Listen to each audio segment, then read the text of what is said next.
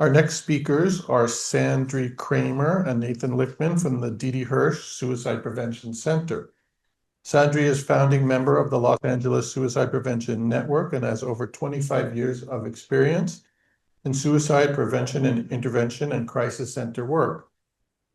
A native of the Netherlands, Sandri's first passion was anthropology, and her work as an environmental documentary producer took her all around the world until she settled into directing the oldest suicide crisis line in the US and one of the busiest crisis call centers in the nation. Now, as Didi Hirsch Suicide Prevention Center's Director of Community Relations, she focuses on program development, community partnerships, and public awareness training. Nathan Lichtman began his crisis line journey as a volunteer in 2017 after losing a close friend to suicide in 2008. He serves as the program manager of the training and outreach program at Didi Hirsch. He also serves as the International Council for Helpline, and he also is an applied suicide interventional skills training trainer. That's also known as the ASIST. He is on the leadership team for the Los Angeles Suicide Prevention Network.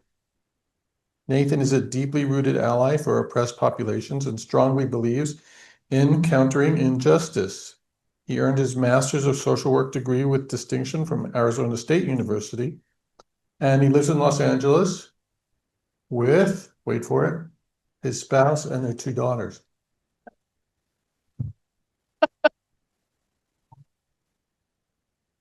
Welcome, Sandri and Nathan, for an extended session today, sharing your wisdom around suicide prevention and intervention skills. Sandri's coming first. Sandri first. Thank you. Nathan? How are you? Make me laugh.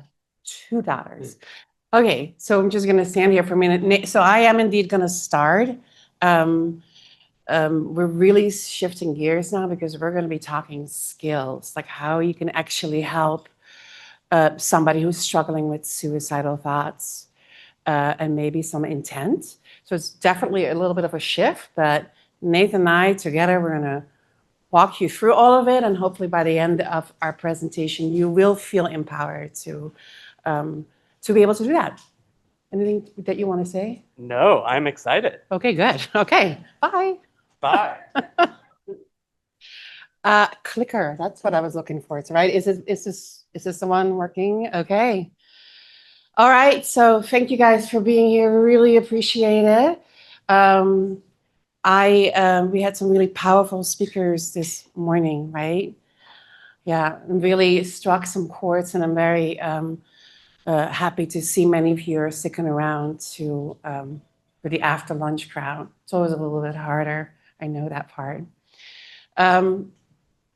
What we're going to talk about, we're going to break it up into 4 modules so to help it maybe a little bit easier to digest for you all. So first, we're going to talk about baseline. I think that's really important. Let's start with, why do we need to talk about suicide?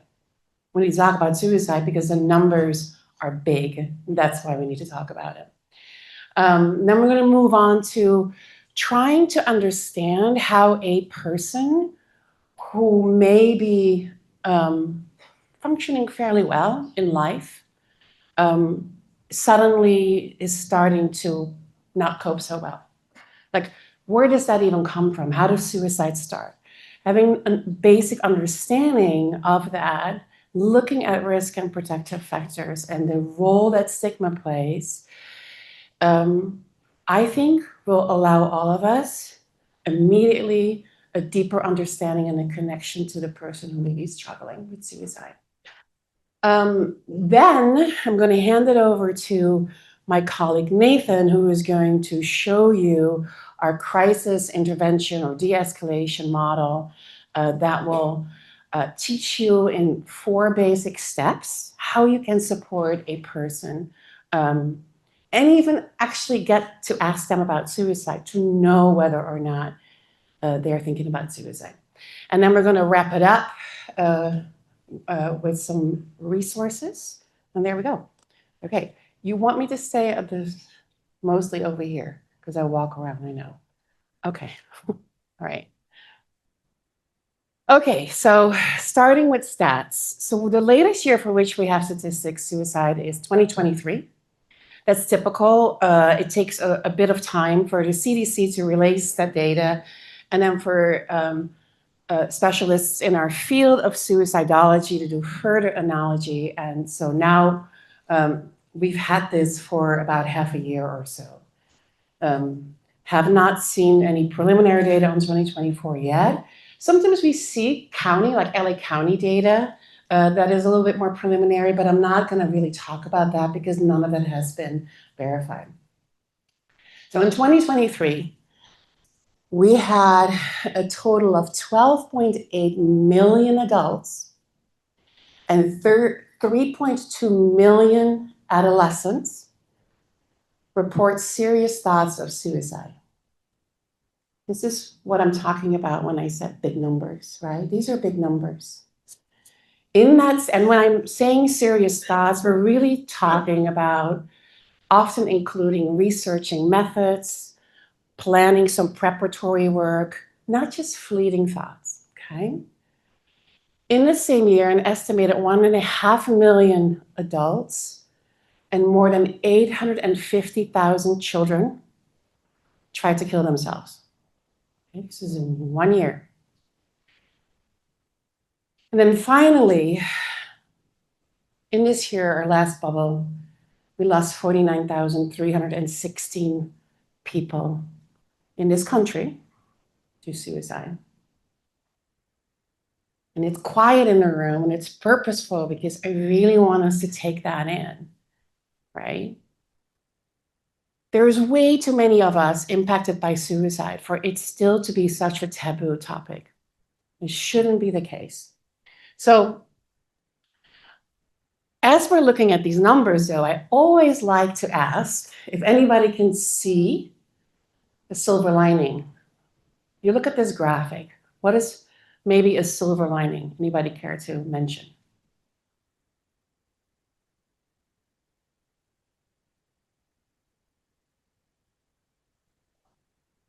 Very good.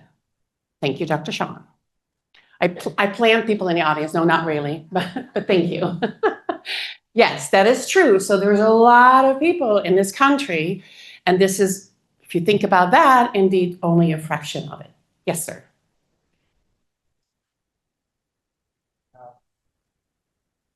Very good.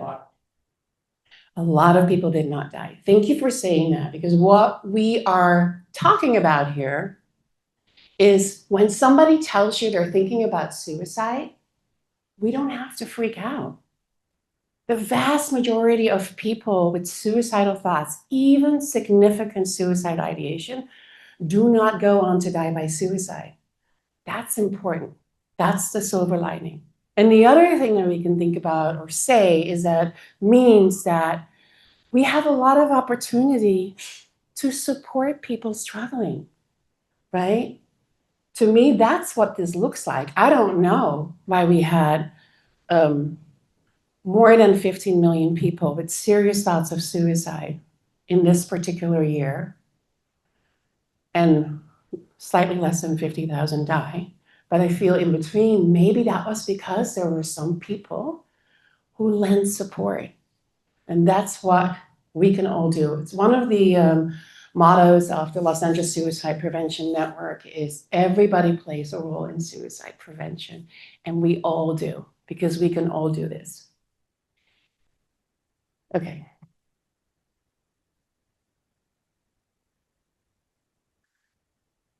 To put it in some more saleable bullet points, in this particular year, suicide was the 11th leading cause of death in this nation. That means on average 135 people every day in this country die by suicide. And for our young people in this particular year, it was the second leading cause of death. I'm going to show you in a minute some age range related statistics. Youth aren't necessarily highest risk, but we're going to talk about it in a minute. But look at that. It's the second cause of death within this group. Anybody here know what the first one may be? But yeah, well, yes, maybe, I don't know, but number one is accidents, and it could be firearm related, right? Number two, in this particular case, suicide. Number three, anybody know? No? No? No? Exos would be part of one. No, number three is homicide. Our youth are not supposed to die. That's why we do not see any diseases in the top three. We see accidents, suicide, homicide. And suicide and homicide sometimes flip. They're not always second and third, sometimes it's third and second. Okay. The other thing I want to say is that I have a lot of statistics in my head and I can easily talk half an hour on this slide alone, but I won't do that. But one of the things I do want to also point out is that you saw the earlier slide, right? Actually, let me go back to that for a second, if I can. So that number, 49,316 suicide deaths. Guess what? That's almost twice as many deaths by suicide than homicide. So we think about how many resources we put into preventing homicides, as we should. We need to also start paying attention to this. This suicide is preventable, right? I believe currently homicide is 16th or 17th cause of death. So 16th. So it's definitely lower, right? So it's another thing for us to be really aware of and think about if we want to change some of these statistics, we need to advocate. You heard James talking earlier about advocacy being so important. I don't know if I need to point it somewhere else. Okay. So one of the things we also have to keep in mind, anybody can be at risk. However, it is important to know a little bit more about certain risk populations because it can help us with our preventive efforts. So what you're looking at right here is 2023.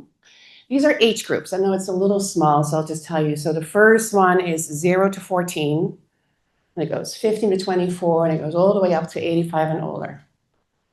Who here knew that our elderly are the highest risk for suicide?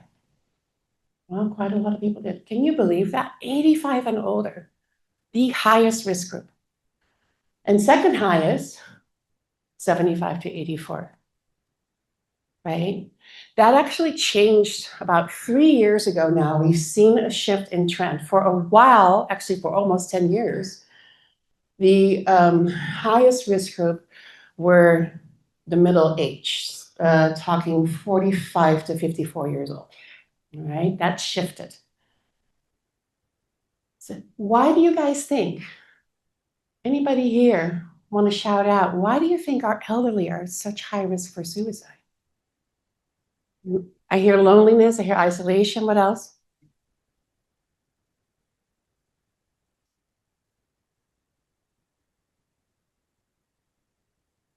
Okay, that's a really elaborate answer.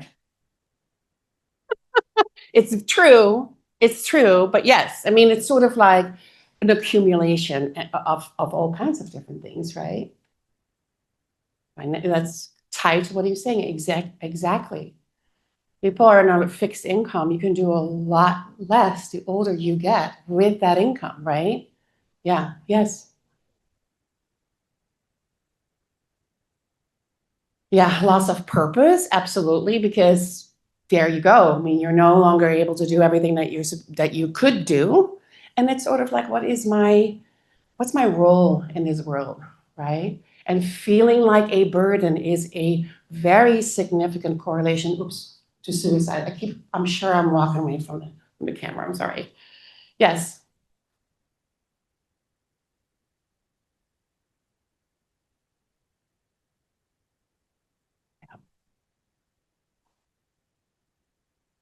Very good, which in turn leads also to isolation. Yeah, absolutely true. Yes. Yeah. Yes. Absolutely true, right? It's an accumulation of that as well. The older we get, the more losses we accumulate. Did you have another ad? Yeah.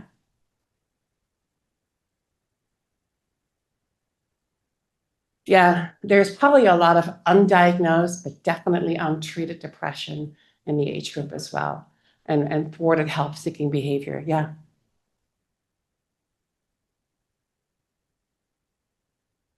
Absolutely. Absolutely, absolutely. And it's not, and here's an interesting thing, if you think about that too, and I have a slide on a little bit later. Suicide also significantly impacted, and we talked about that, right? Those who love this person and take care of them. And we also know, especially when we're talking about reduced facilities such as dementia, for example, that's so hard on the caregivers as well, right? Okay. Moving on, more stats coming your way, I think. Right. So I'm going to briefly touch on youth suicide statistics, even though you just saw that comparatively, they're not necessarily the highest risk group. But when we lose a young person to suicide, we lose so much more life, right? And look at this. 2023, we lost 481 children under the age of 14 to suicide. Under the age of 15, I should say. And then we lost 2,156 adolescents and an additional 3,780 young adults. Okay. Pause. Again, the reason we're showing you these numbers is to really hammer home how significant this is. These numbers don't lie. As a matter of fact, I say that and I immediately will tell you they're probably underestimated, right? We didn't even really talk about that, especially when we're talking about thoughts and attempt rates. Those don't get captured. That's really, truly, most of those, I didn't talk about this, SAMHSA puts out a health survey every year, and they ask questions related to suicide and mental health. That's where the estimates are coming from, partly. And it's also partly based on, we have a calculation on, if there's this many deaths, then there's probably this many attempts, and we can see that over the years. The other thing that used to happen, I don't know if this is still going to happen, this sadly, so this is the Youth Risk Behavior Survey, actually was one of the casualties of our new administration's not wanting to, I'm trying to be really diplomatic here. No, it wasn't because this has everything to do, okay, here, I'll tell you what it is. This survey is widely spread throughout the country, so it's a really large sample size, and primarily high school, but I believe there's a middle school version of it now as well. But they ask about things like sexuality, gender identity. That is no longer an arena or an area, I should say, that a current administration wants to explore. So for a while, these reports, the archive ones, were no longer accessible online. They're back, but I don't know if we're going to have future access to them. That part I'm not sure. The last data that we had was a trend data that came out in 2023. And here are some of the most important bullet points from that. So first, on suicide, 1 in 5 high school students, 1 in 5, reported that they had, at one point in this particular year, had serious thoughts of suicide. 16% made an attempt, right? So 1 in 8. Made a plan, excuse me. And a little bit less than 1 in 10 made an actual attempt to kill themselves.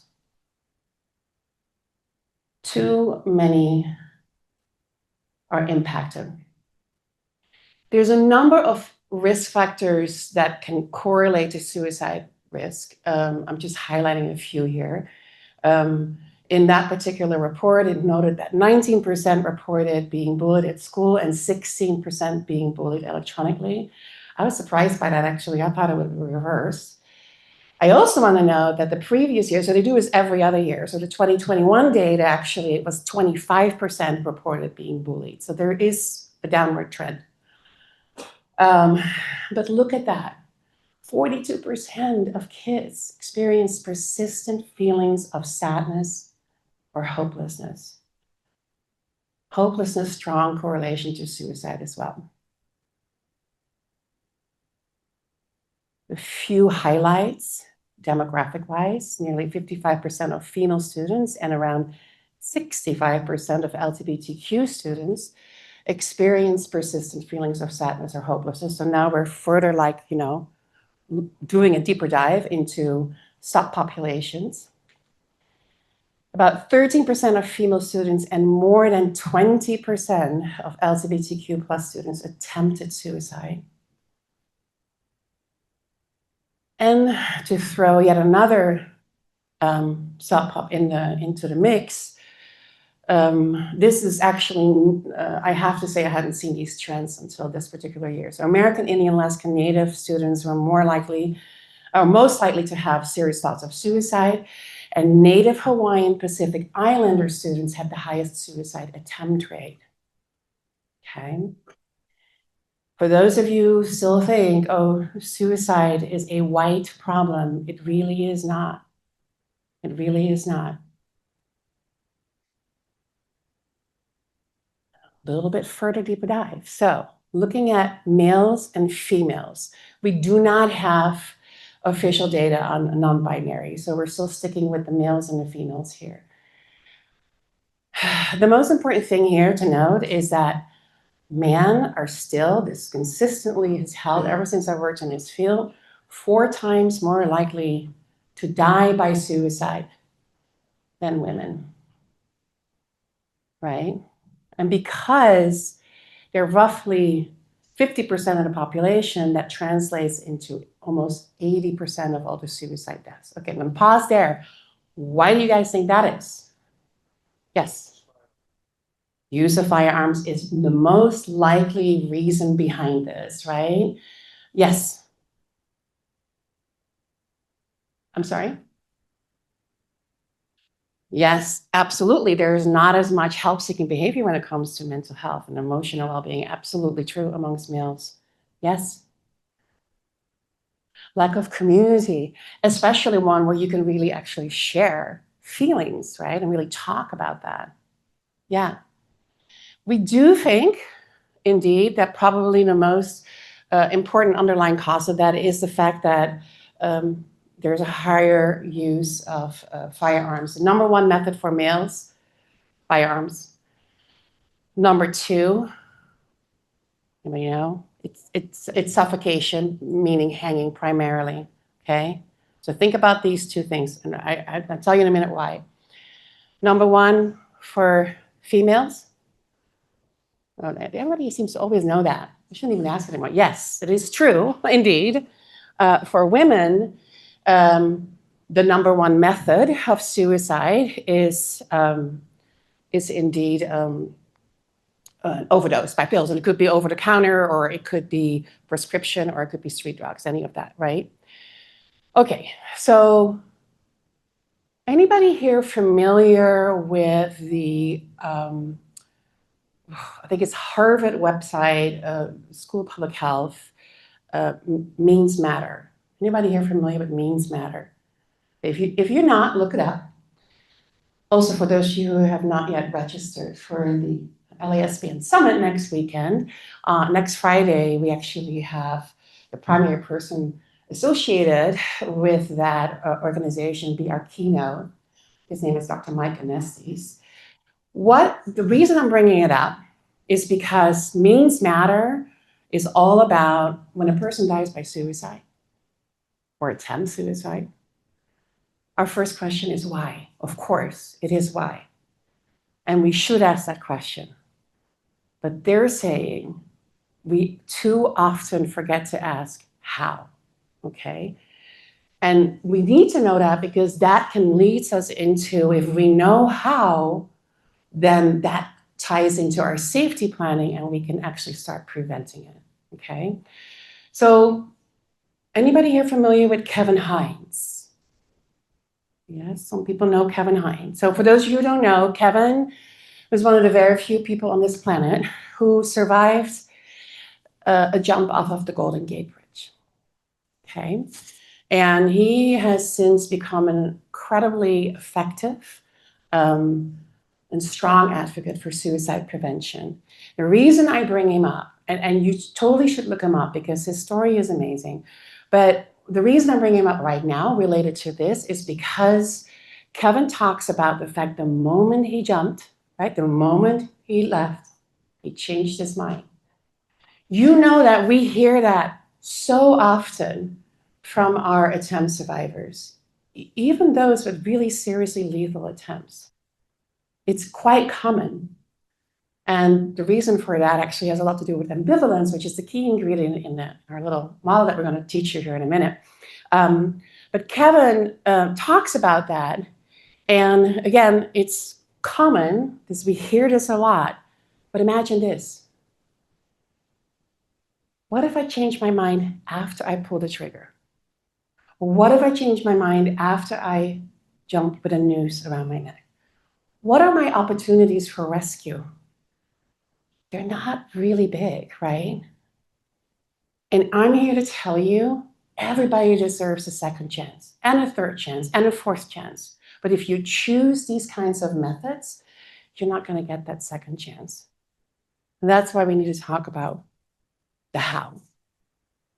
Briefly, on the other side there, that stat shows you age-adjusted suicide rates per 100,000. This is by race and ethnicity.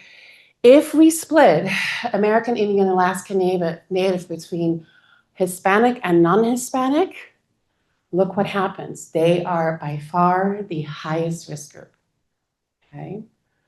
Followed by white, followed by Native Hawaiian, other Pacific Highlander. And then we're looking at non-Hispanic, multiracial, then Hispanic, then non-Hispanic Asian, and then unknown background whites. Okay, you don't see African American in this particular grouping, but I can tell you that we are, and it's not, and I have a slide on that. There's so much information in my head. I told you I had way too much in my head. I need to move on. I know that. But we do know there's some concern of recent years we see African American boys increase rate of suicide.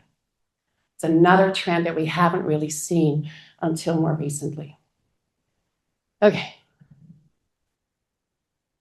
I don't know what to move. Is it moving? Yeah. Briefly, these are the stats. We usually don't show this, but in a room full of people who work with suicidal individuals, whether in the medical fields or the mental health fields, I do think it's important to share. You can see here, in our country, more than 55% of all suicide deaths are by gun. And suffocation, which again is primarily comes in second. And then poisoning, those overdose, is third. Everything else is grouped together. This is also very much culturally related. You do not necessarily see this in any other country, just so that you are aware. Because we have a lot more firearms here and not such strict laws against that, right? As you heard, I'm actually a native of Holland, of the Netherlands, and we have really strict gun control laws. We have not a lot of guns there. So we don't see gun suicide being in our top 5. However, Holland is 3/4 below sea level. So guess what pops up on our top 10? Right, we don't see that over here. So there's definitely very interesting, if you want to know more about that, and looking at different states even, and different countries. These numbers, this what you're seeing right here will definitely differ. We talked a lot about the fact that, I just showed you some very specific demographics, right? There's a lot more peeling apart that we can do. But we're never just one thing. What you're looking at over here is basically this graph kind of shows you we're not just a veteran, a physician, a clinician, parent, child. We're all of these things, right? We have a lot of different identities. And within those realm of those intersecting with each other, right, it can actually impact our risk and our protection for suicide. This is especially important when we're looking at identities that have historical oppression, for maybe lack of access to healthcare, history of injustice, ignorance, historical trauma. You know, there could be ACEs in here, you name it. All of those things make it so challenging for us to predict suicide because we're all unique and all of these things, you know, intersect with each other. But the more of your identities have trauma, oppression, etc., the higher your risk for suicide. So it is, if you're working with somebody who is impacted by suicide, it's important to think about that. And learn, be culturally humble, right? Because you're never going to be the experts of anybody else. Ask the people you're supporting. They are their own experts. What's their experience? Very quickly moving into the thing that I promised you guys we would do, which was, okay, how can a person go from functioning relatively well in life, right, path of life, to feeling like suicide is their only way out of their pain and suffering. Before I turn to, this is Bobby, and if there's any Bobbies in the room, this is not you. It's just a randomly chosen name. I have to say that because many years ago, there was a person whose name was Bob. I think we used to call him Bob. And he was quite upset afterwards. This is not about you, Bob. But this is Bobby. But before Bobby is going to demonstrate this briefly, I want to ask you guys this question. What do you look forward to? And I want you to think about this, Bobby's path of life, the future. Could be the near future, like tonight, maybe, or the faraway future. What are some things that you guys look forward to? Get you through some tough times. Good. Retirement is really a big one. I'm like, come on, guys, better at self-care. Retirement. What else? Vacation.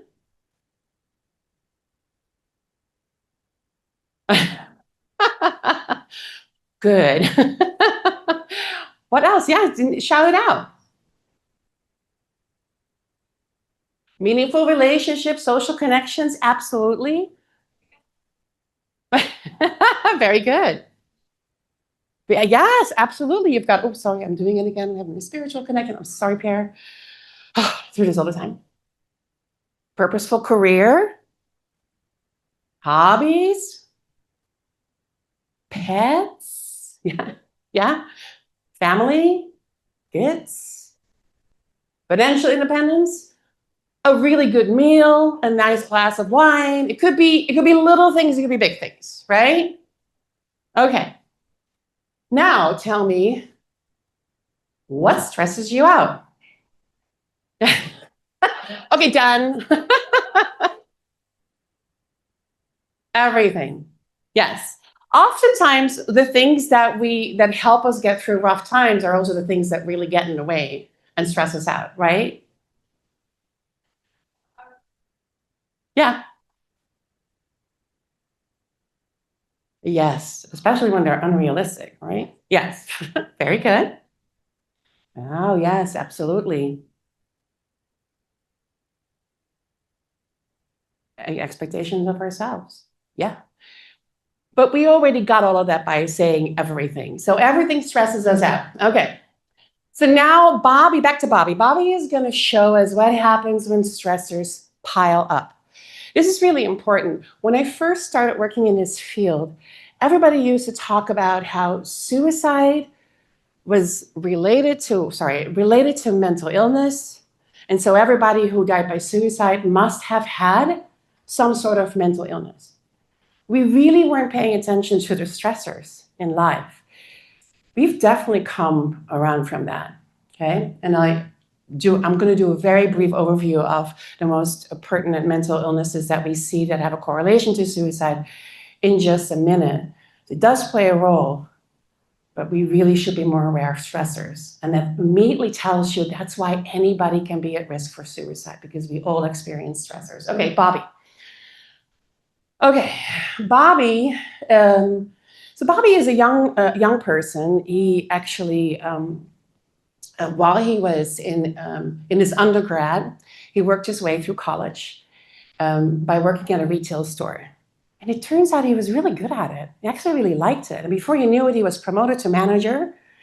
And so he kind of like changed his mind about his career. He's like, I want to go and get my MBA. He had this vision of like, I'm going to climb up the corporate ladder, right? It's great. Bobby does that. He's working in a store, this big chain, and promotion time comes around. Bobby has an opportunity to be promoted into the corporate arena.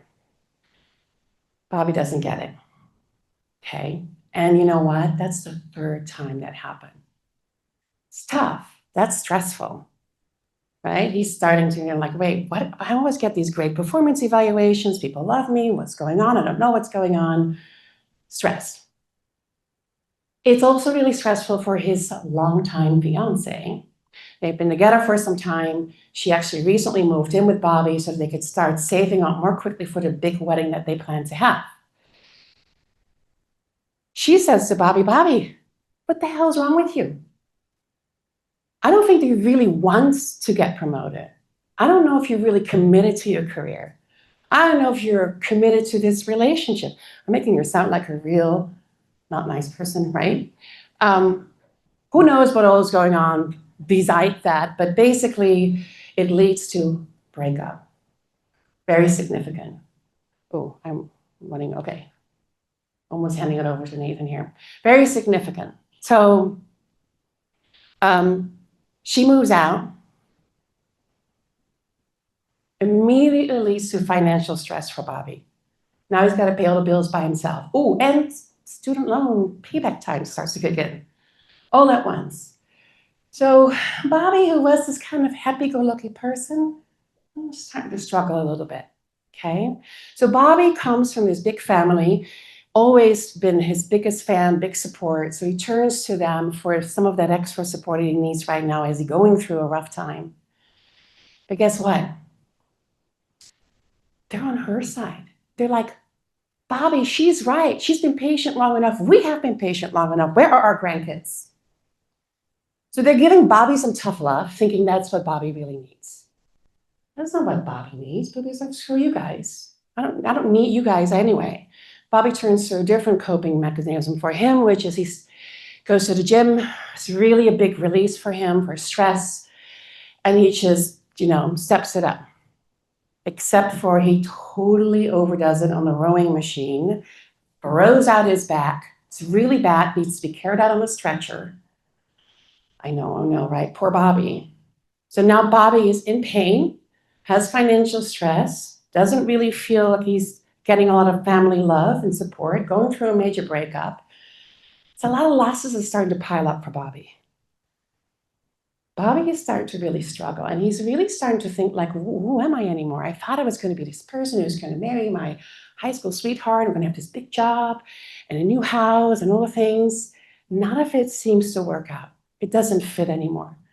So probably no big surprise. Bobby is dealing with, at least for the moment, I want to call it situational depression. Okay, that's a lot of stuff piled on somebody's plate. Really suffering. Now look at what happened to Bobby's view of the future, right? I want you to think about these were the things that kept him going. You literally can't see what's on the other side.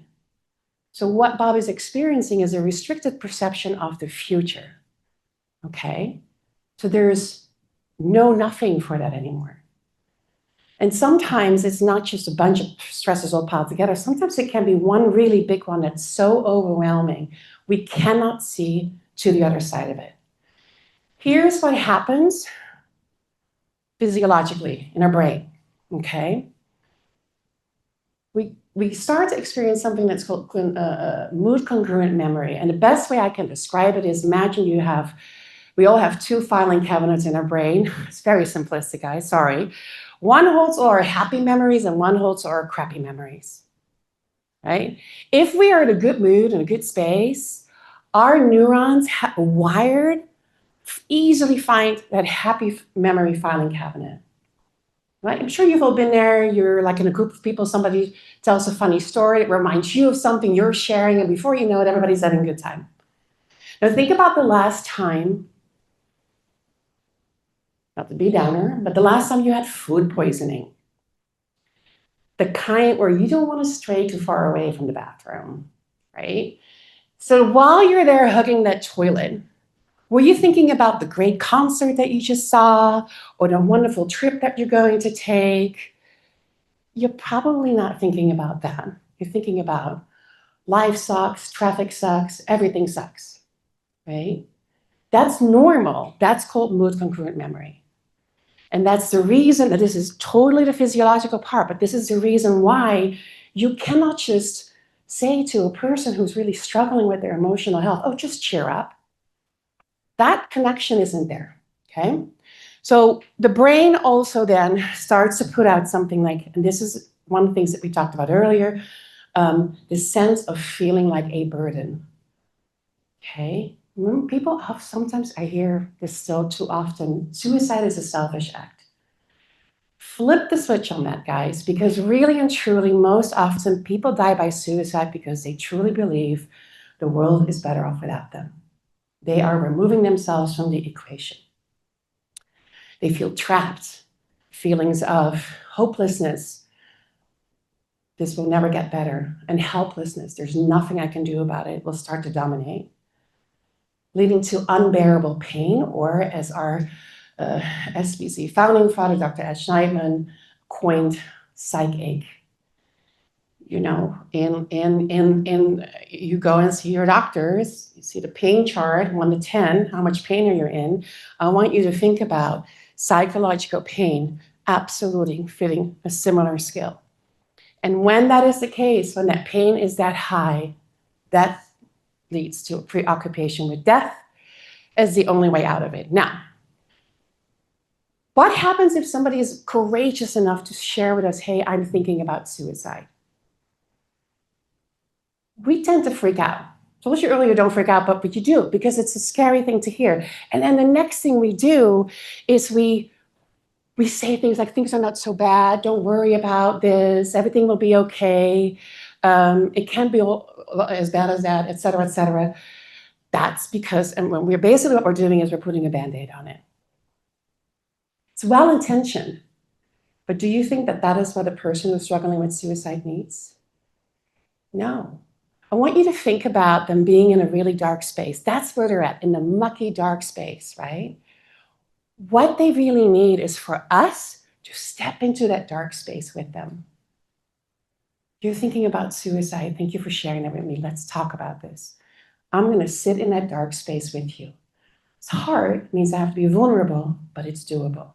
Okay? Because once that happens, people are able to talk about all this pain and suffering, and somebody listens to it. Together, we can start moving towards a lighter space. Okay? It brings alleviation, just being able to talk about it. In that dark space, this is the key ingredient that I mentioned earlier that we're going to be talking about also in our model, is what are we looking for? We're looking for that ambivalence to pop out. And ambivalence in this case means a tug of war, for lack of a better word, simultaneously having a desire to die and a desire to live. Okay? Remember Kevin Hines, very strong desire to die. Still part of him wanted to survive that. Anybody you talk to who's telling you they're thinking about suicide, that's their life side speaking. They're seeking help. Okay? we mentioned statistics or demographics that may place people in a higher risk category. But ultimately, here's what I want you to think about risk. Risk has nothing to do with whether or not you're more or less likely to be having thoughts of suicide. Nothing. It has everything to do with your ability to act upon those thoughts and feelings of suicide, right? Because now we're thinking about, oh, I have access to a weapon. I'm more capable of acting upon my thoughts, right? One of my character traits is that I keep everything inside. I don't talk to anybody about it. Isolating myself, I could now increase that isolation, increasing my capability of acting upon thoughts of suicide. Okay? If you add onto that things like a big breakup, health issues, financial stress, all of that can lead a person on that path towards acting upon their thoughts and feelings of suicide. Okay? Capability here is key. Okay. I got to do this really quick because we're running late otherwise. Okay, so just the highlights of the most prominent mental health disorders that are associated with suicide risk. Okay, as I already mentioned, stressors play a really important part, but we cannot ignore the impact of mental illness. So an estimated 46% of suicide deaths involve a known mental health condition. Sadly, only about 30% received any sort of treatment. Right? And that's probably why we're seeing these deaths.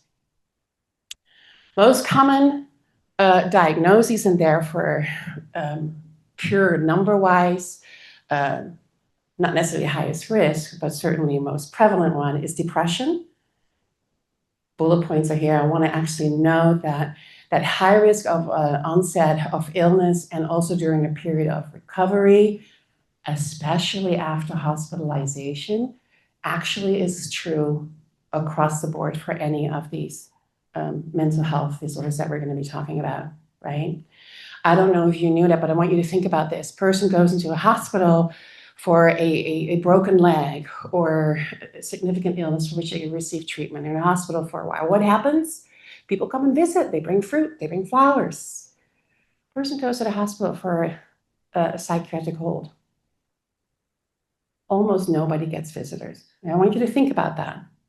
So we're increasing the stigma simply by being there. Now, hospitalization sometimes is absolutely necessary because it can save a life. But when a person then leaves the hospital, and they're not connected to services, or maybe they are, and it can take some time, they're still back to wherever they came from, right? And they're not necessarily having any eyes on them. So the risk is really high. It's really important for us to think about that. So if you work in hospital and you discharge of patients, please make sure that you do safety planning with them.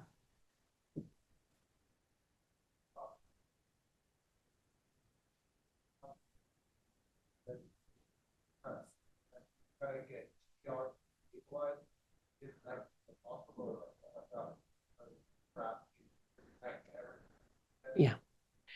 It's absolutely true. So that's the other thing, especially with involuntary hospitalization, it can ward off future help-seeking behavior. It's challenging. It's challenging. Yeah. What did you say? 95% of it is very voluntary. 95, that I didn't, was that high? Wow, 95% are involuntary. Yeah. Safety planning, really important. Didi Hirsch also has a follow-up care program. We currently have that in place. So this is for patients who have been discharged from the ED after a suicide attempt or ideation. And again, we have a team of follow-up counselors. They have the opportunity to connect with us. We have an agreement with UCLA Medical Center and with Cedars-Sinai. Not yet with USC Verdugo Hills. I'm saying we could do it. Okay, bipolar disorder, the highest risk group. Okay, if all the mental health disorders, you look at that, 50% will attempt at least once. 1 in 5 people with this diagnosis end up dying by suicide. Of our psychotic disorders, probably the most well-known one is schizophrenia. What is the most important thing to note here is that that last boom part, self-awareness, okay? Can you imagine getting that diagnosis? Talking about a stigmatized condition, absolutely the case. Very, very important to note that the person get proper care. There are some great role models out there. I'm thinking about Dr. Alan Sachs, who have schizophrenia and are successful in their lives and are sharing that story, but there's only a handful of them. So it's a challenging diagnosis. Of our anxiety disorders, we especially are concerned about panic disorder. They represent 20% of all suicide, and PTSD is grouped in this, and I'm not really sure why that is, but it is part trauma and anxiety. So PTSD, you already heard this earlier, has a strong association. And in this particular case, of all the anxiety disorders, it's the strongest one. Okay? And then finally, I want to bring up personality disorders. It's important to note that we're really kind of looking more at the associated risk with cluster B. Probably the most common known of that group is borderline personality, okay? All of these things, all of these illnesses are treatable, all of them. People don't get the help they need. Often people self-medicate, we know that too. And if we put on top of all of this a substance use disorder, we're seeing really high comorbidity rates and increased risk, okay? That was just a little powwow overview. Almost done, Nathan. I'm getting there. All right. So one of the things there are things that protect us against suicide. We've been talking about risk. One that is sort of kind of in between are suicide loss survivors. Okay. So a lot of us have lost somebody close to us to suicide. Or if it's not close to us, we are aware of them. It impacts us.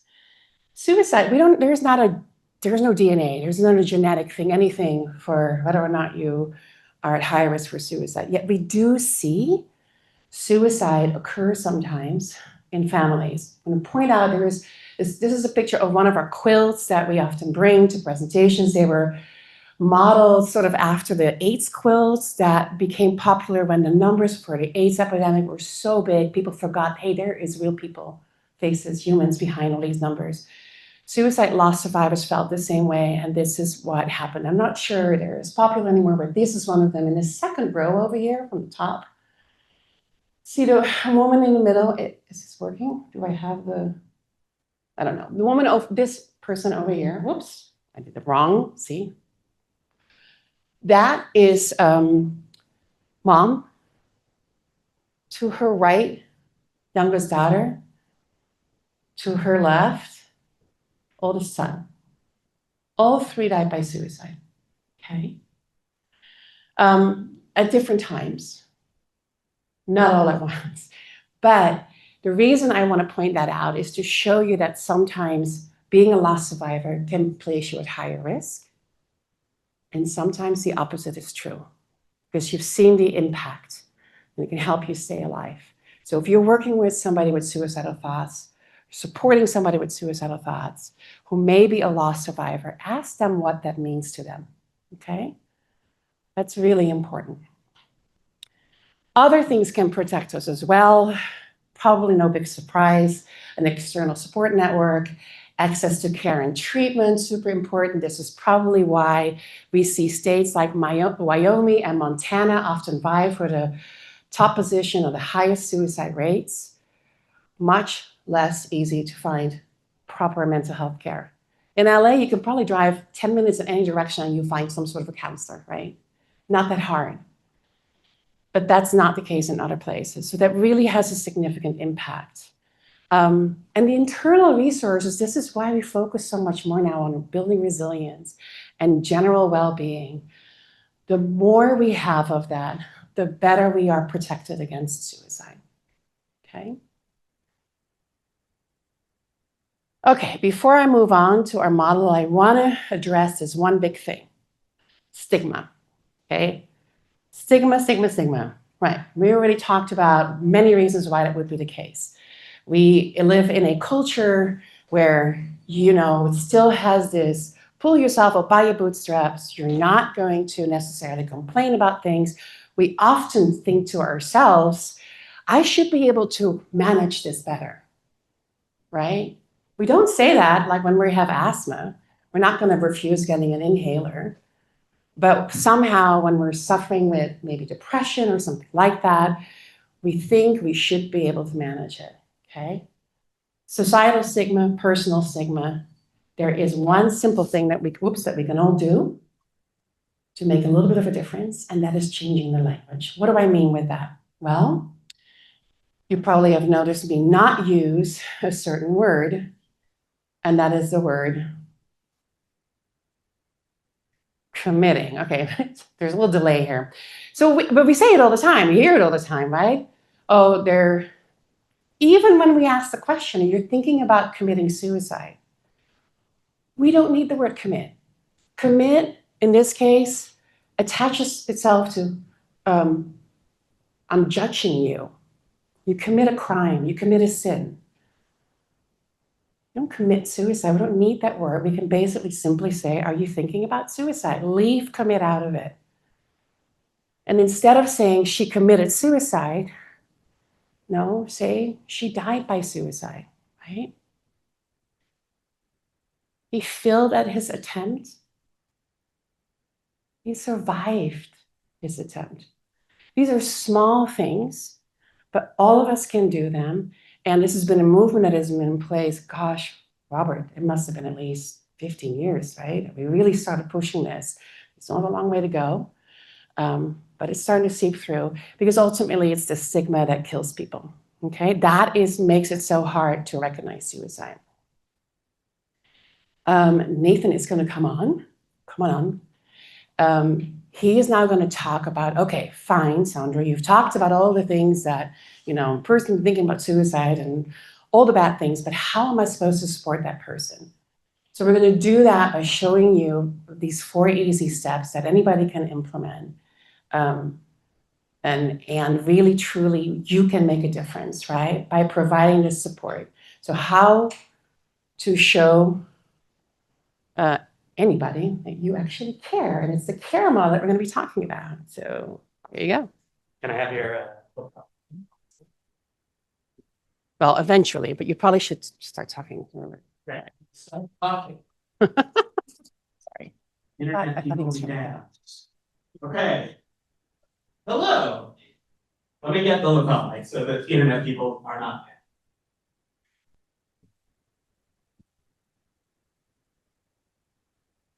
Okay. Hello, internet people. So I'm going to wear a mask. I'm getting over a cold. It's not COVID. I tested multiple times. Not COVID, but it is a cold, and so I don't want you to get it. So I'm going to wear the mask for this. But yes, how do we show that we care? Well, in case you were wondering, there's a reason why we said care, because we have a care model for suicide. C, connect with the invitations. A, ask about suicide. R, respect the story. And E, empower to stay safe. So we need to remember care. So number 1, connect with invitations. We used to use the term warning signs, but warning signs is like a stop sign, caution sign, do not enter, right? Instead, we borrow this term from Living Works Education, invitations, which means that when somebody is struggling, they're actually putting invitations out there. They want you to check in on them. They want us to make sure they're okay, right? So invitations could be appearance, statements, feelings and affect, behaviors, writings, drawings, or social media. Let me give some examples.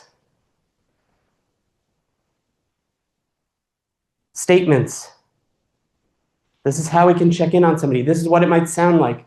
When you say, I've been having a really tough time lately, can you tell me more about what's been going on? Right? That could be a statement. I've been having a really tough time lately. Let's check in. Appearance. I've noticed your style has been changing. And I just wanted to check in. Is everything okay? Now, I like to pause at that one. Can everybody think of reasons why somebody's style might change that aren't suicide? Yeah, people are laughing because it's silly, right? Of course, right? But what's the harm in us checking? I think we get so scared as a society sometimes of the awkwardness of checking in on somebody that we don't do it. It's interesting. I think a lot of suicidologists feel that the reason people don't check in on people is they're afraid that the answer is going to be yes, that they're having thoughts of suicide. I actually would posit that a lot of us don't check in on people because we're afraid somehow that the answer is going to be no, and then we're going to look silly for having checked in on them. Right? I'm seeing some nods. It's as easy as saying, if we say, is everything okay? And they're like, yeah, I just, I don't know, the preppy look wasn't working for me very much. Okay, no problem. I just wanted to check in. Or, no problem, I care about you. Right? It's not that awkward. Feelings and affects. I noticed you crying a couple times recently. And it's totally okay, but I did want to check in. How are you doing? Right? Often, by the way, with feelings and affects, we're talking about extremes. So if somebody is not just sad, but you're noticing a lot of sadness, a lot of depression. Somebody's not just angry, but enraged. This is one a lot of people don't think about, but if there's a sudden change and they're feeling really happy, you don't see them happy very often, and now they're happy, that may be because they've had very long-term pain, they've had very long-term thoughts of suicide, and suddenly they have a plan to act on that. So they're going to get rid of their pain. They have a plan to do it. For the first time in a long time, they might be happy. Behaviors. I was surprised to see you give away some of your prized possessions. What's going on? Other behaviors could be driving recklessly, participating in reckless sexual behavior, drinking or using substances more. Writings, drawings, social media. Hey, I saw your post with a picture of a bunch of pills. What did you mean with that? Right? So what is it an invitation to? Right? I said it's an invitation to check in, but more specifically, especially if we're finding out that they are struggling. If you say, hey, what's going on? They're like, I don't know. I've been really struggling lately. Been really having a tough time. Okay, well, we want to ask about suicide.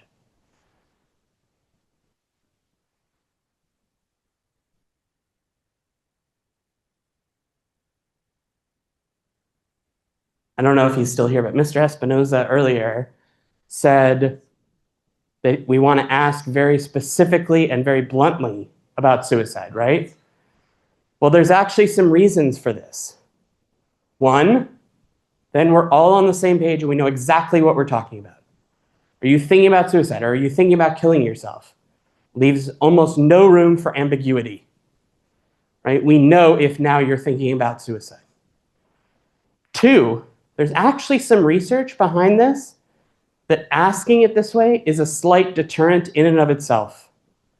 Because they're not thinking in these terms often, right? They're thinking, I want to end the pain. I'm struggling so much. I wish this pain would end. You're forcing them to think, wait a second, am I having thoughts of suicide? Wait a second, am I thinking about killing myself? And sometimes if that's counter to what they want, or counter to their own principles or beliefs or anything like that, they might go, wait a second, I don't want to do that. What's going on in my mind? They might not say it out loud, but that might be what they're thinking, right? So asking it this way is important. So use these direct questions. Talking about suicide doesn't put the idea in someone's head. Okay, after this, I've arranged for a special opportunity. We're actually going to go to the roof, and I've set up a bungee jump off the side of the roof. Who's going to do it with me? right? One person, two people, okay. I would suggest that even though you never thought in a million years that this crazy guy named Nathan would ask you to go outside and do bungee jumping, that you all had an answer to that question in your mind without me asking about it, right? You all know about yourself, would bungee jumping be something I would be interested in, right? Well, I would also suggest that I did not have the power to be like, hey, bungee jumping on the roof, let's go do it. And now you're suddenly into it, if you weren't before, right? So it's important to remember we don't have the kind of power to suddenly make somebody go, well, I was never thinking about suicide before, but now that you said it, now I am, right? I would also suggest bungee jumping, relatively safe. People do it all the time. You're in a harness. Not so much with dying by suicide, right? So we don't have that kind of power to just suddenly put that in somebody's mind. It's important to know that. There's no bungee jumping, by the way. Sorry to burst a few of your bubbles. Okay. Response. Respond with empathy and respect. Many of my team likes to joke with me that I have kind of a drinking game going when I give talks. So feel free to take a drink of water or juice or soda or something like that whenever I say the following two things. One, suicide is a normal response to an abnormal situation.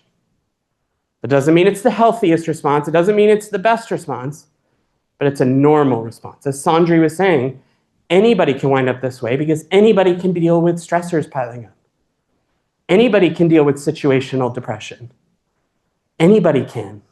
We all can. And I would posit that most of us have dealt with at least vague thoughts of suicide in our life, of this feeling, I wish this pain would end, right?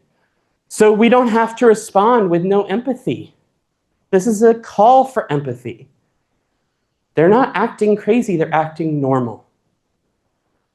By the way, the other drinking game is if I say human nature. You can all take a drink if I say human nature. Okay. Non-judgmentally, right? Again, no judgment. They're in pain. And calmly as possible. This is hard. For those of us who especially have lost people or who are surrounded by this, it sometimes is hard to remain calm in suicide crises, right?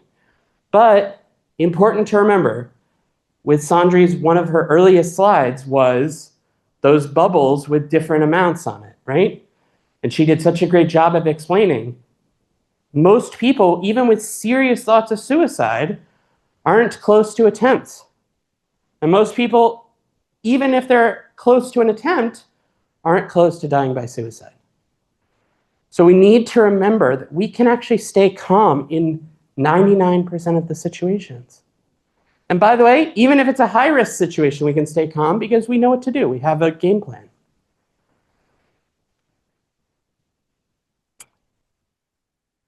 So some ideas for asking and responding.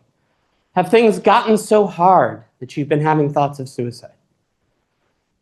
When you say blank, do you mean you're having thoughts about ending your life? Right? So when you say this has been some of the hardest time in my life, you mean you're having thoughts of ending your life? Sometimes when people are going through blank, they might be having thoughts of suicide. Is that something you're dealing with? That's my favorite. It normalizes it, right? Sometimes when people are going through breakups, they might be having thoughts of suicide. Is that something you're dealing with? We can respond, thank you for telling me. It's brave of people to come out with this. It is kind of a coming out process. There's just still so much stigma around this that it's not easy to say to somebody, yes, I'm having thoughts of suicide. So let's thank them. Let's tell them that they're brave and strong for talking about it.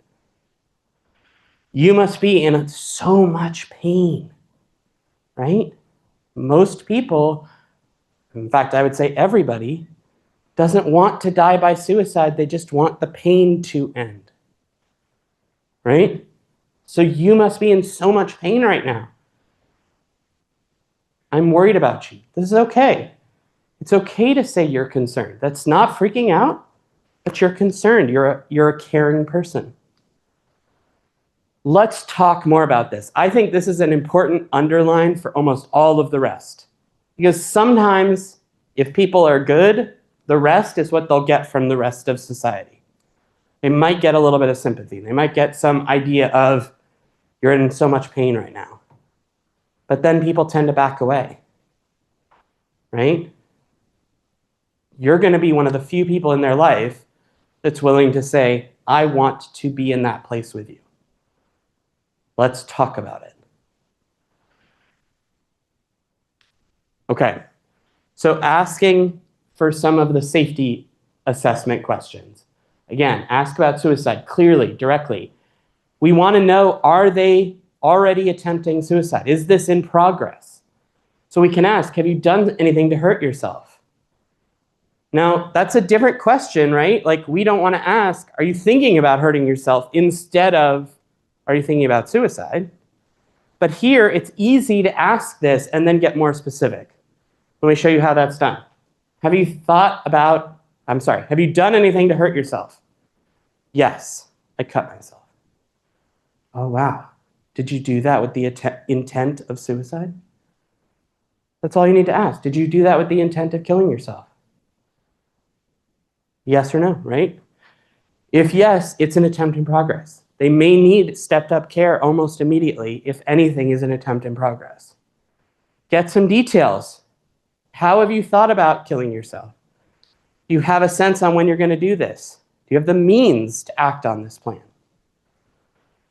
Ask about gun access, regardless of a plan, because again, guns are very lethal and very quick, right? So in a peak moment of suicide desire, they might turn to a gun if they have access to it, and it could be, unfortunately, all over. Ask about safety. Are you alone right now? Where are you? Would you like to talk to a crisis counselor? Sandri and I both work with the 988 Lifeline, and I would say a great use of 988 is to call together. Would you like to talk to a crisis counselor? Let's call. I'll put it on speaker. I'll put you on conference call. Let's call together. Because it's scary to reach out to people. Respect. This is about respecting their story and their experience with suicide. So on the left-hand side, I would suggest that these things are human nature. Again, take a drink if you want to. Human nature, right? Moving away from painful topics. When we touch a hot stove, nobody has to tell our hand to go, nope. We do not like pain. We do not like it, right? So natural for us to go, you're dealing with the most painful situation of your life? Nope. I don't want anything to do with that. What we're going to strive to do is listen carefully and identify with their feelings. Nobody wants people to say, oh my gosh, I've lived exactly your situation, and I completely understand what you're dealing with. I know we think that's what people want a lot of the time, but that's not what people want most of the time. What they're looking for is us to know that they're in pain and to identify that pain. This must be exhausting. This is intolerable. You must be overwhelmed, right? Offering immediate reassurance. Again, this is human nature, right? This is the Band-Aid. Instead, we're going to strive to express concern and empathy.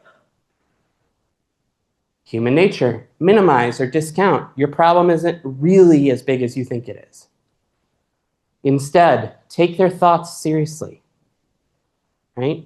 A crisis is real to them. Okay, now here, normally, we'd have a chance to watch a Brené Brown video. Hopefully many of you have seen this already. We're running low on time, so I'm going to leave this as a homework assignment. We're at a university, right? USC? Okay.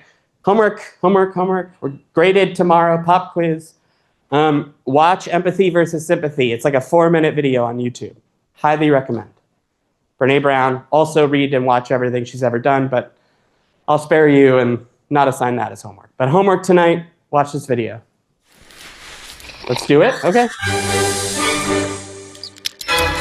We have time, apparently. So what is empathy, and why is it very different than sympathy? Empathy fuels connection. Sympathy drives disconnection. Empathy, it's very interesting. Teresa Wiseman is a nursing scholar who studied professions, very diverse professions where empathy is relevant, and came up with 4 qualities of empathy. Perspective taking, the ability to take the perspective of another person or recognize their perspective as their truth. Staying out of judgment, not easy when you enjoy it as much as most of us do. Recognizing emotion in other people and then communicating that. Empathy is feeling with people. And to me, I always think of empathy as this kind of sacred space when someone's kind of in a deep hole and they shout out from the bottom and they say, I'm stuck, it's dark, I'm overwhelmed. And then we look and we say, hey, you can climb down. I know what it's like down here. And you're not alone. Sympathy is, ooh, it's bad, no. You want a sandwich? Empathy is a choice, and it's a vulnerable choice, because in order to connect with you, I have to connect with something in myself that knows that feeling. Rarely, if ever, does an empathic response begin with "at least." And we do it all the time, because you know what? Someone just shared something with us that's incredibly painful, and we're trying to silver lining it. I don't think that's a verb, but I'm using it as one.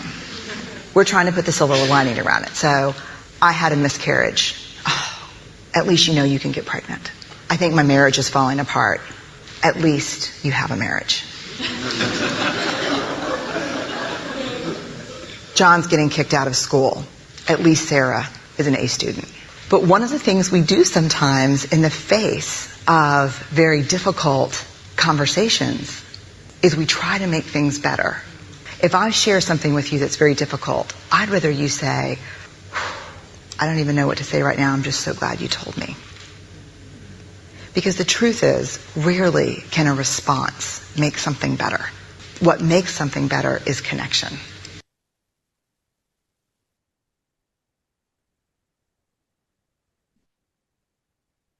So now your homework is to go watch and read everything Brene Brown has ever done in her life. I've watched that video like thousands of times, and I still get goosebumps every time, right? I don't even know what to say right now. I'm just so glad you told me. That's empathy. That's being with somebody in the midst of their pain, right? We don't have to know the perfect thing to do or say. What they're looking for is somebody to be with them. Final step, E, empower to stay safe. The best way to save people's lives is to empower them to save their own lives. We can do all that we want to do. This is similar to what we hear from stories of addiction, stories of other mental health crises. We can do a lot on our end and think that we're helping.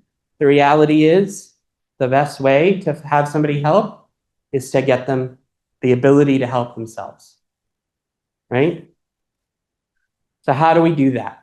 Most people will start to feel relieved after you help them to feel heard and supported, right? This is what they want. This is what they're looking for. They're desperately looking out there for somebody to make them feel seen and heard. They may be ready to move towards safety at this point. So we can help them to establish safety. There's an ebb and a flow to suicide desire and intent. It's not a straight line, right? It's more like a roller coaster. Sometimes it's peak suicide thought, sometimes it's less suicide thought. So if we can help them stabilize, if we can help them not deal with the peaks, they could actually be safe for a long time. So one option is to use a safety plan, which provides a person with suicide thoughts a set of 6 steps to use in a type of crisis. Steps are prioritized and progressive, meaning we start at the top and we work our way down, from coping skills to emergency interventions. Safety planning is collaborative. It's a process that's individualized for them, a living and breathing document. I usually talk about it as brainstorming. So we could throw some things up as a brainstorm. We can say sometimes people tell me that yoga works for them. Is that something you think would work for you? That's different than you need to do yoga or you should do mindfulness. Don't should all over yourself. Right? Remember, it's collaborative. So safety planning. This is the Stanley Brown safety plan. You can Google it, you can look it up. A lot of resources out there for it. Know the signs. So these are our internal smoke alarms. What means that we're going into a crisis? For me, if I start pounding bags of potato chips, not just a few, but like empty a bag in like one quick sitting, I know that I'm starting to enter a crisis. Right? Basically, how do we know? We need to start working on this plan. Step 2, internal coping. What can I do for myself? Do I like to play video games? Do I like to read books? Do I like to watch TV? Do I like to take long showers? Do I like to go for a walk? Do I like to do yoga or mindfulness? If that's what I like to do, right? What is it about myself that I can do? And by the way, there's a great resource out there, Google 99 coping skills. You can find 99 options. Distractions and engagement. Who can I be around? Where can I go to provide distraction right now? I usually joke, if you have a friend who likes to talk about themselves a lot, there's a great time for that friend. Sometimes I'm worried I am that friend. There's a great time for that friend, right? Tell me about your life. And for the next 45 minutes, they're going to fill you in. You can just sit back and be distracted, right? Next, who to ask for help personally. So this step is where people actually are starting to know that you're in crisis. Because now you're coming to them and you're not just saying, distract me. You're saying, I'm having a really tough time and I need to talk about it. Preferably, they know they're on your safety plan. Because if you need to call them at 2 in the morning, they might pick up. Who to ask for help professionally.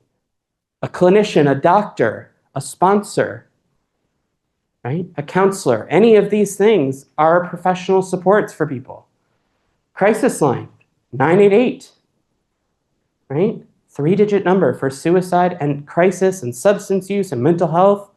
Call it anytime, text, chat. And finally, a safer environment. So I usually say a safer environment is at the end of this plan. It means that if they've gone through the whole plan and they're not safer, then we can maybe get some emergency support. But it also means underpinning the whole thing with some safety steps. Do I need to tell my pharmacy to give me a 1-week supply instead of a month supply?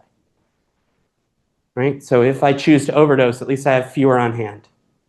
Do I need to have somebody hold on to my firearm for me? What do I need to do to underpin this whole thing with safety? So really quick, I'll leave this QR code up here. This is the Safety Plan app.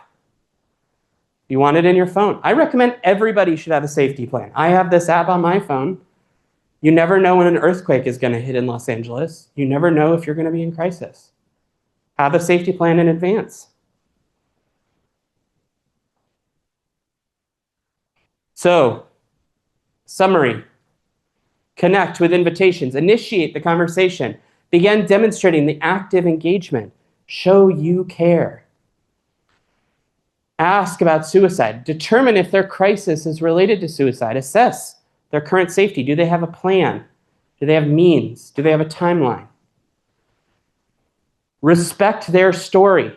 Listen to their story. Don't try to minimize or give easy fixes. Spend time with them in their dark place. And finally, empower them to stay safe. Empower them to manage their own safety. Collaborate on a safety plan. And in most cases, emergency help is not needed. So wrapping up. So some quick tips for families with kids, because we talked about how kids can be at high risk for suicide.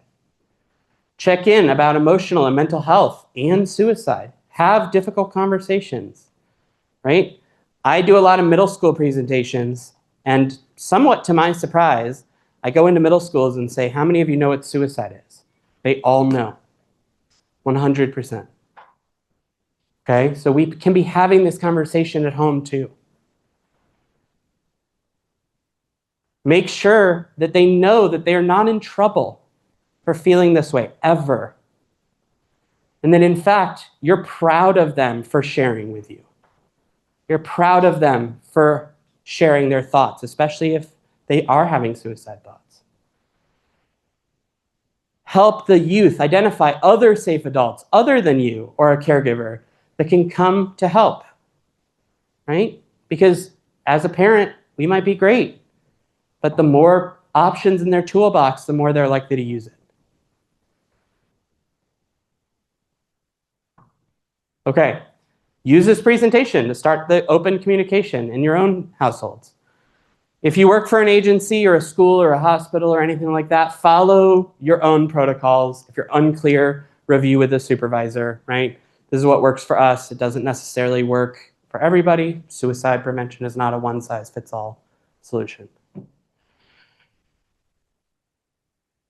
Manage your own needs. While this presentation is focused on supporting others, remember that you cannot pour from an empty cup, right? You just can't do it.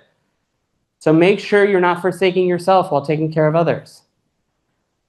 You can create your own safety plan. Again, I highly recommend this. Reach out to the crisis line for support for yourself. If you're dealing with a loved one or somebody you're caring about having thoughts of suicide, reach out because you need support too. Or you want guidance. You can call and say, I need guidance for how to help this person. That's a great use of 988. See if a mutual connection could support the person if you're burnt out and you can't do it. Other community resources, I just want to highlight Teen Line because we merged with them recently. Teens talking to teens. 4 hours a day, amazing resource. Teens available to talk to teens.